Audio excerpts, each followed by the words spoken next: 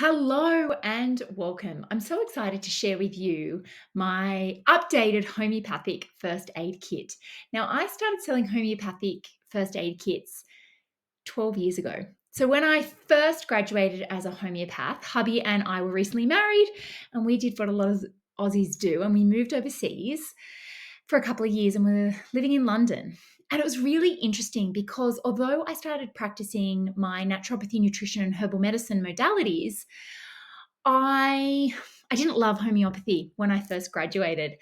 And it was over time I actually fell in love with it because what's so interesting in Europe is homeopathy is integrated into their national healthcare system in some countries. And so often, I would say about 50% of the patients that came to see me for the first time came to see me wanting homeopathic medicines, either in a first aid situation or for something more chronic. So, in hindsight, it was a blessing because whether I liked it or not, I was forced to really fine tune my homeopathic skills and fall in love with it. And it was when we moved back to Australia, I felt really frustrated at the lack of knowledge and access to homeopathy. So that's when I started creating my first aid kit so that my patients could use homeopathy in their own home. I think the reality is as a society we've never been sicker, and homeopathy gives us an opportunity to use something that is non invasive, is safe, generally has no contraindications, and you get to use it as a first line of defense, just for those kind of common childhood ailments and things that pop up. So, antibiotic resistance is one of the biggest threats to global health, food security, and development today, as stated by the World Health Organization. And in Australia, we tend to prescribe antibiotics more than double what they do in Europe. And again, if you have something natural that you can use before you reach for the antibiotics or medicine, I think it is a really empowering position to be into. So let's get into it. I want to start off by sharing with you a little bit about the history of homeopathy because, as I said before, you may not be familiar with it, and it may be an area that you might have heard of rescue remedies, so bark flowers, bush flowers, maybe tissue salts, or maybe you're just a brand new newbie. And homeopathy is energetic medicine. So, a great way to think of homeopathy is it's similar to liquid acupuncture. So, homeopathy is a completely natural healthcare option. Now, with homeopathy, I want you to think about how it can be used in a different way to, say, something like herbs or naturopathy. When you think about a disease or an imbalance or a deficiency, it's important to note that with homeopathy, it's not working on that body system or on the tissues or even on the cells. It's working deeper than that. And that's because cells on a foundational level are made up of energy. And when there's an energetic shift, an energetic distortion, that can be the root cause of the imbalance, of the fatigue, of the disease pattern. And so homeopathy really does the most magical job of getting to the root cause. And this is one of the reasons that it is so effective because often we don't just have one sign or symptom or one disease. There's usually a number of things that is going on for us.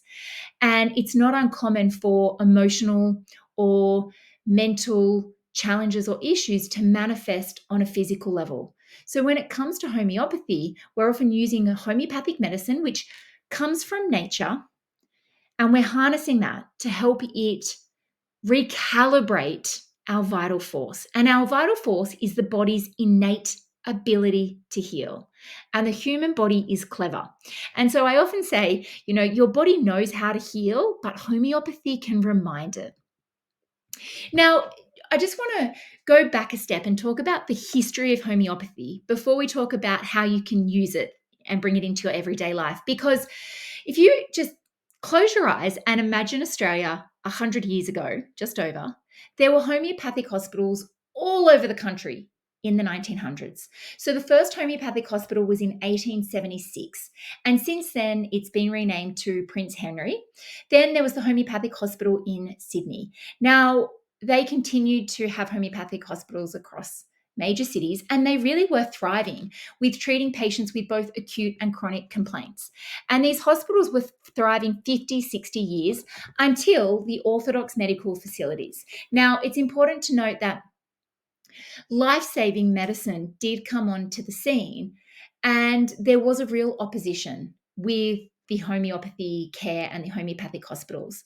Now, you've got to remember too, let me get my homeopathic box. One of these single bottles of homeopathic medicine, it's pretty cheap.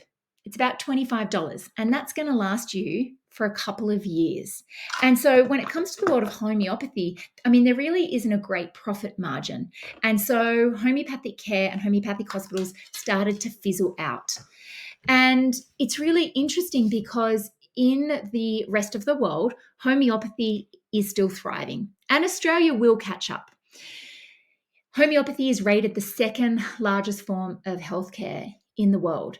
And the World Health Organization ranked France as having the number one general overall best healthcare system across the globe. Now, what's really interesting about France is that in France, in order to permit to prescribe homeopathy, you need to be a medical physician. So in France, if you go to your standard doctor GP for a complaint, a health issue, you get this beautiful integrative holistic approach because it's estimated that 80% of medical physicians prescribe homeopathy. Now, the number one selling drug or medicine in France is not a pharmaceutical. It is a homeopathic medicine. And I think it's a really great example of where homeopathy can thrive. So here we are. So many of us are now sick and tired of being sick and tired, and there really is a re-emergence of homeopathy. I think, after what we've all gone through over the last couple of years, people are now turning to preventative health, and they're saying, what are the natural healthcare options? What can I do to support my health? And that, my friends, is where bringing homeopathy into the home can be incredibly powerful and life-changing. In terms of the effectiveness of homeopathy, I'm going to share just a couple of, peer-reviewed medical journals just so we can nerd out for a minute. But homeopathy is spoken about and used by a number of celebrities, athletes, the royal family, because of its use for safety and effectiveness.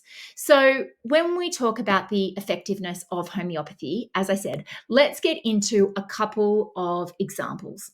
Now, arnica. Arnica is probably one of the most well-known and well-researched homeopathic medicines. If you're not familiar with arnica, don't worry, you will be soon.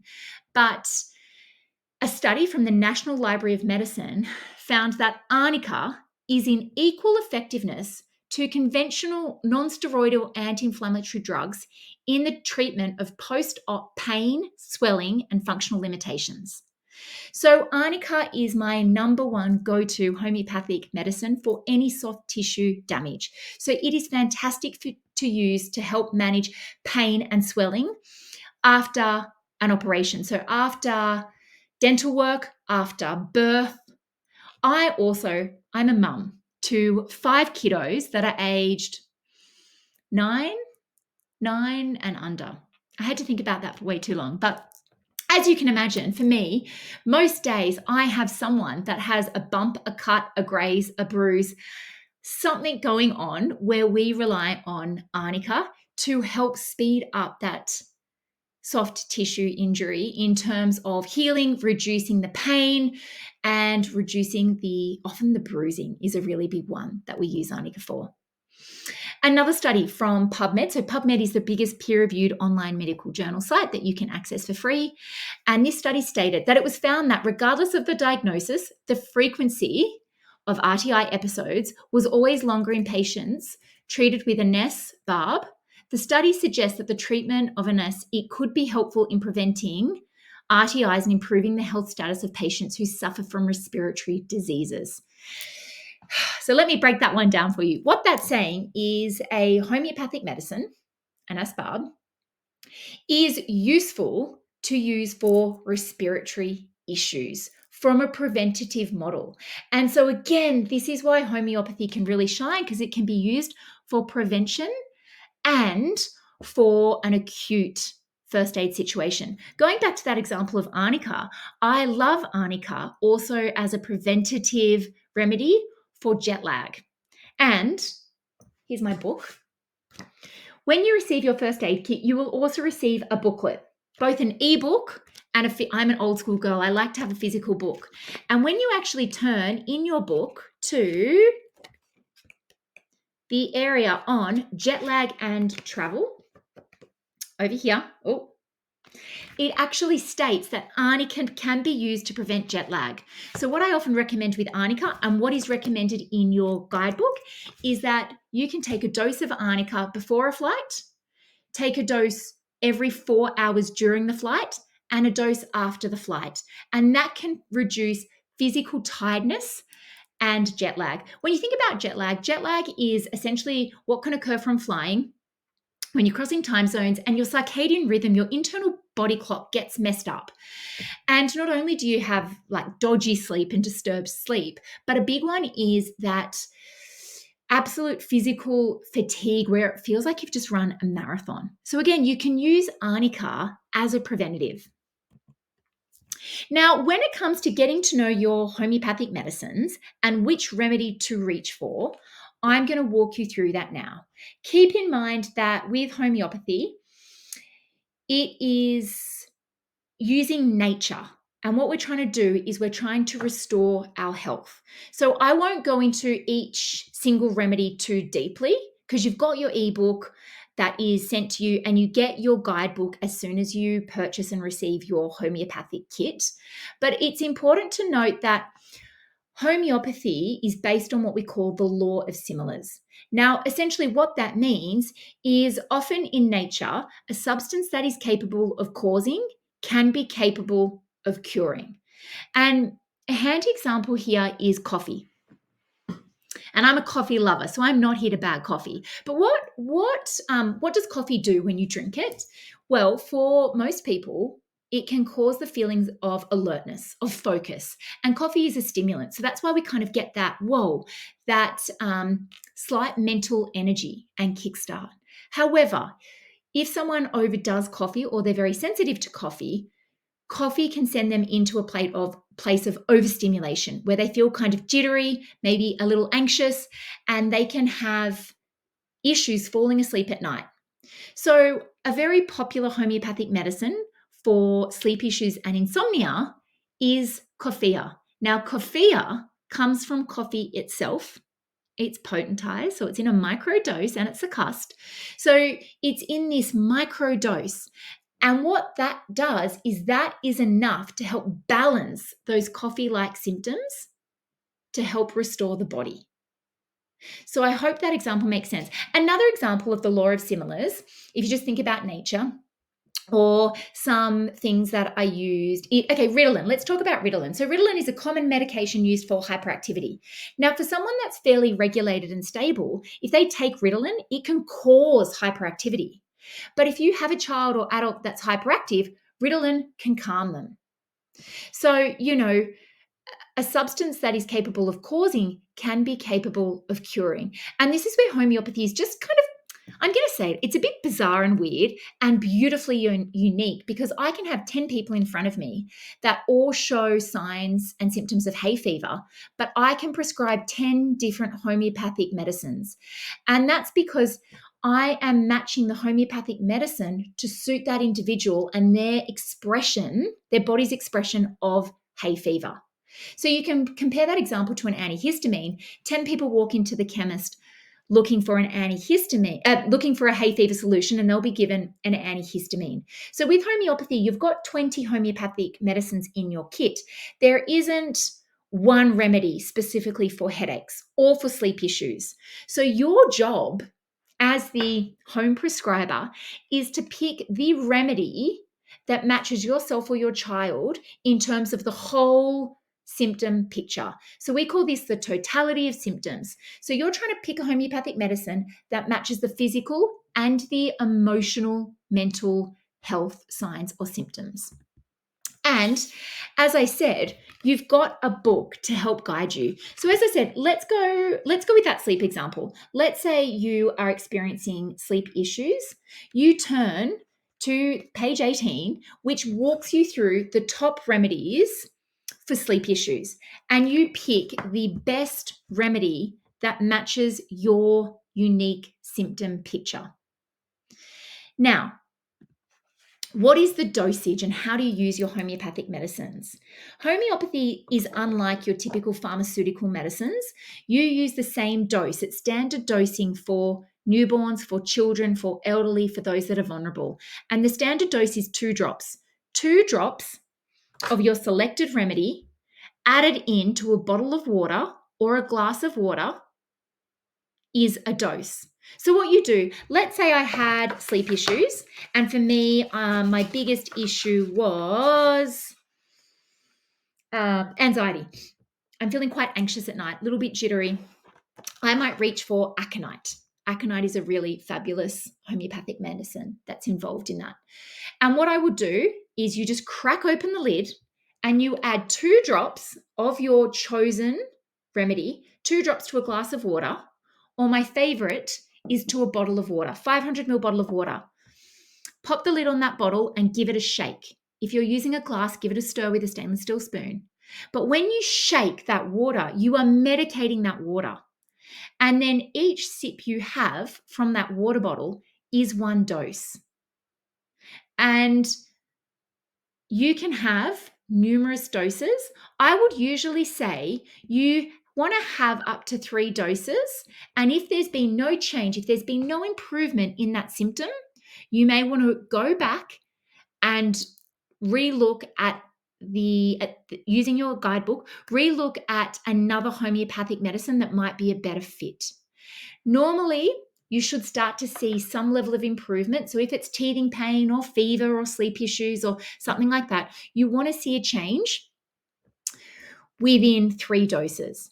Now, how often should you dose? So the frequency of dosing, it largely depends on the intensity of your complaint, your sign, or your symptom. As the more acute the complaint, the more often you would take it. So my general rule of thumb for acute complaints is to take 1 dose every 10 minutes until symptoms start to improve. Could be a little longer, maybe up to 20 or 30. For a more moderate complaint, then you might want to take 1 dose once a day or twice a day. So let's say there is a bee sting and therefore there is red, there is pain. The intensity it's quite an acute complaint. You would want to grab Apis, your bee sting remedy, and add 1 or 2 drops into your glass of water or your bottle of water, and you'd want to have a sip every 10 minutes until symptoms start to improve. Let's go back to that bruising example before. Let's say one of my kids runs into a table, which happens frequently, and they've got a bruise. I'm not going to need them to have a dose every 10, 20 minutes. For bruising or soft tissue damage, a dose once or twice a day would be fine. And as I said, there's a whole section in your ebook and in the book that you receive that is just dedicated to dosage and frequency. And that walks you through it there. But as I said, rule of thumb is every 10 minutes, 30 minutes for something acute. For something more moderate, you would take roughly every 4 hours or a couple of times a day. With the homeopathic medicines in your kit, you don't want to rely on them for a prolonged period of time. This is a first aid kit. Let's say you have something going on like digestive issues and you lean on a common digestive supportive homeopathic medicine like arsenicum, or maybe you even take the Digest blend and you don't get an improvement. Try taking that. You might even take it once a day for a few weeks, 3 or 4 weeks. If there's no change or no improvement to your digestive symptoms, though this is an acute kit, you may need to reach out to a local homeopath or to me to go to a deeper level of healing, to get what we call a constitutional homeopathic medicine. For a deep-seated, more chronic health issue, you are going to require a one-on-one consultation. Now, our one-on-one consultations are 90 minutes. They are incredibly in-depth. So as I said, there are times where for something more chronic, let's say you've had eczema for years, fertility issues, migraines for 2 decades, etc., by all means, give it a shot with some of your first aid remedies. But if they don't support you, it's not that the remedies don't work. It's that you're going to need a more personalized approach. And usually it's a deeper remedy. And sometimes it's even a couple of remedies. So what does your kit include? Okay, homeopathic first aid kit. It includes 20 different homeopathic medicines. You've got 18 single remedies in this kit. Now, I've selected these remedies with a great deal of care. These 18 single homeopathic medicines are some of the most important homeopathic medicines that you will need. Each remedy has numerous actions, so keep that in mind. And you'll slowly start to build up your own knowledge base around how to use the remedies, which ones to reach for, when to reach for them. And so give yourself time and just keep practicing. There are 2 blends in your kit, the energy blend and the digest blend. The energy blend was designed for someone that is experiencing physical fatigue and tiredness. There may also be brain fog, and it's really useful to use in those high stress situations. It has a blend of a few different homeopathic medicines. One of my very favorite tissue salts is in there called Califos. Now, Califos is known as a real nervous system tonic. So for anyone that's kind of in those go situations and they've been switched on for a period of time, and then they're starting to experience, as I said, that brain fog, decision fatigue, lethargy, adding 2 drops of that energy blend into your bottle of water and sipping on it throughout the day can be really useful to help restore your nervous system. The second blend is the digest blend. Now, the digest blend was put together with great intention to really help sluggish digestion. So often there's a picture of bloating, reflux, and constipation, or fluctuating between diarrhea and constipation, just that real sluggish bowel picture. With the digest blend, again, you can add 2 drops of the digest blend into a bottle of water, to a 500 ml bottle of water, give it a shake, and then sip on that throughout the day. And that can be used to really help ease, especially if you're traveling, when you're eating different foods, perhaps there's a change in your access to the normal foods that you'd eat. Or, as I said, if you've got an ongoing picture of sluggish digestion, you can start with the digest blend. How are you going to know all this? You're just going to learn. And that's kind of the fun of a new skill. So all you need to do is you are going to start by opening up your homeopathic first aid kit when it arrives from me in the post. And you are initially going to rely greatly on your guidebook, which comes with the kit. It's a physical book. And I also send this to you in an ebook form. And so I've got an example here on the screen. Let's say you're experiencing anxiety. You would literally turn to the page. You go to the second page is table of contents. You would find anxiety. Anxiety is on page 10. And what you would do is you would read these 4 possible homeopathic medicines and you would choose the one that matches you the best. So let's say it's the day before you're giving a really big presentation at work and you're lying in bed that night and you just can't switch off. You've got this, you're overthinking, you're feeling anxious, maybe your heart rate's even increasing. All you would do is you would read through these 4 possible homeopathic medicines. So aconite is for acute anxiety, pain, and restlessness, which may come on suddenly before an event. That could be a good fit. Arsenicum is fear.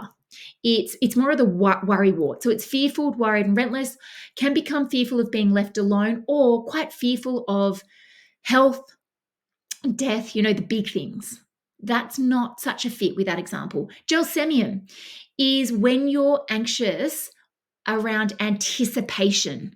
There may be fear involved, a lack of confidence. So as I said, this is more of the remedy for before you jump on a plane or before you're giving a speech and you're starting to question yourself. And often you can become so anxious that you just start to feel drowsy. You start to feel like you actually can't perform. So that one is a great fit. And Ignatia, this is more related to anxiety around grief, shock, disappointment, some type of emotional upset. So there can be a feeling of disconnect or homesickness, may be used when there is very light disturbed sleep and changeable moods. So the best two there is aconite and gelsemium, and gelsemium is the closest fit to that example that I used. So I would grab the gelsemium, add 2 drops to a glass of water, give it a stir, or add it to my bottle of water and have a few sips of it. And that would normally be enough to help ease that anxiety and help you fall asleep. So your homeopathic medicines are another tool for you to add to your toolkit because you have the power to take control of your health and become the expert in your own health. I would love for homeopathic medicine to become part of your everyday, part of your health and part of your healing. So I hope that's helped. I hope that's given you insight into what homeopathy is, why we've used it in the past, and how you can start using it. Homeopathy really is the medicine of the past and it's the medicine of the future. Should you want to connect with me, I would love that. I would love to know how you're integrating homeopathy into your life. You can reach out to me on Instagram, on Facebook. If you would like more one-on-one support, perhaps you have something going on that is more chronic, you can always reach out to me for a one-on-one consultation. Thank you.